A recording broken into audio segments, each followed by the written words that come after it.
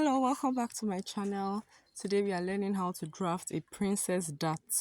So I am going to start by getting my basic bodice pattern, and that will start with me getting out my neckline.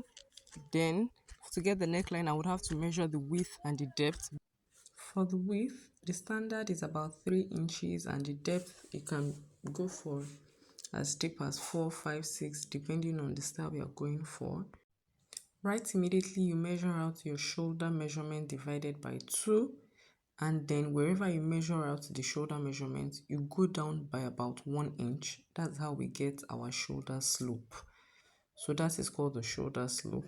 So you don't mark the shoulders measurement on a straight line, you go down by about 1 inch, and from there you begin to mark out your shoulder to bust measurement, your shoulder to waist measurement, and shoulder to the full length measurement that you want for the top or your dress, basically what you want. So that shoulder measurement is important, as you would use that to get your actual accurate body measurement with your tape rule that you use to measure on your own body. Hope you understand that. So what I'm doing now is drawing a straight line across these body measurements so that you can label them so as not to get confused as you're drafting out the body pattern. It's important. Another thing to note is, since we are drafting a bustier, it's important to mark out our under bust measurement. This is quite important as well.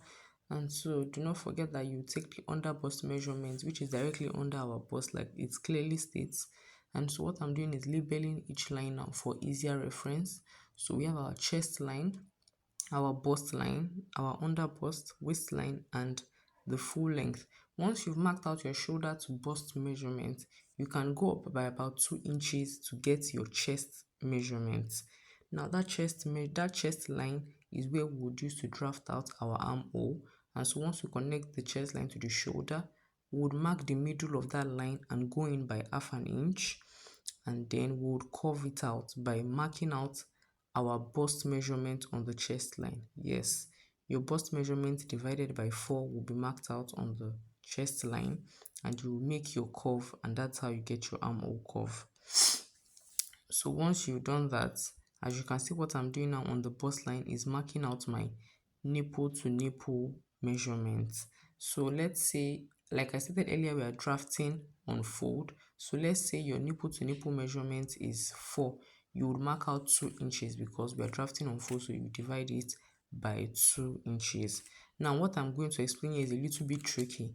Now, I said you divide your nipple to nipple measurement divided by 2 to get your measurement. Now, from apart that exact divided by 2 measurement will be on the bust, then you minus 0.5 inches to put that measurement on the under bust down to the full length. So your exact nipple to nipple measurement will be on the bust, then you minus 0.5 inches from the under bust to the full length. So you can see that it's slanting inwards. And what I'm doing now is connecting the nipple to nipple measurement we took on the bust line to the middle of that armhole line that we took before. So we connect the bust to the middle of the armhole that we drew. Now what I'm doing now is marking out my bustier, and I'm going out by 0.7 inches on the side facing my armhole, and then I'm going to the side facing my neckline by 0.25 inches. So the side facing the neckline is about 0.25 inches, and the side facing the armhole is about 0.7 inches. So I draw a straight line on the under bust line to the full length. Remember, these are the lines we came in by 0.5 inches when we're marking out the nipple to nipple measurements. And so once I connect a straight line, I would then curve it in to meet the nipple to nipple measurement we took out on the bust line. So I'll then make a curve into it. That's how we get our bustier darts. And so once I've done that, I've connected the under bust line to the bust line now. Just follow this measurement and you'll be good to go. So what I do now is I measure out the exact measurement I have inside my darts.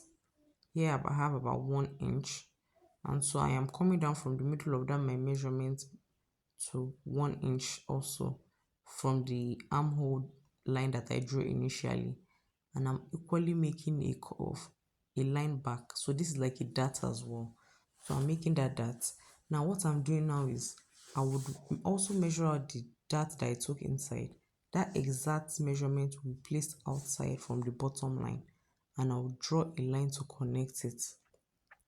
This is because by the time you are sewing your darts back, it might appear to be smaller, and so to fill up the space back, you have to return the measurement that you took and put it back.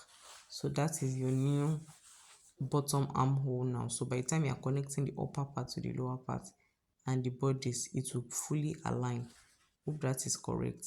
So what now we are doing now is we are going to put in our body measurement divided by 4 and include the darts that we took.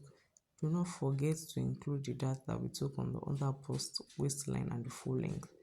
This is because if you forget to include the dart you took, your body measurement will be significantly smaller and you would not want that. So what I'm doing now is to just connect the dots from the chest line to the under bust line to the waistline and to the full length line. This is how we get our princess darts, and this is the princess dart bustier. So what I'm doing now is just trying to manipulate the neckline. You can decide to go for any style you want. This is just a regular v-neck neckline. Depending on what you're going for, you can go for a high neck collared neckline, but depending on your style, you now get to manipulate the neckline according to what you desire. Thanks for following this and watching along.